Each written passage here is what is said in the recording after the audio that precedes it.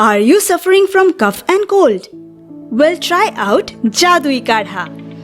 Jaduuii kadha is a great immunity booster, so it helps in fighting all types of viral and bacterial fevers. It's useful in flu, malaria, dengue, throat infection, cough and cold. It also purifies the blood and cleanses the body. It helps in improving the platelet count.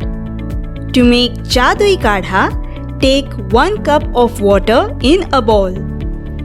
Put 1 sachet of Jaduuii kadha in that bowl. Boil the water with the sachet in it till the water becomes half a cup. Now, remove the sachet from the kadha and add honey just before drinking as per taste. Jaduuii can also be used in place of honey. Have 3 to 4 times a week for general immunity boosting. Have 3 times a day, morning, afternoon and evening in case of severe infection and high-grade fever.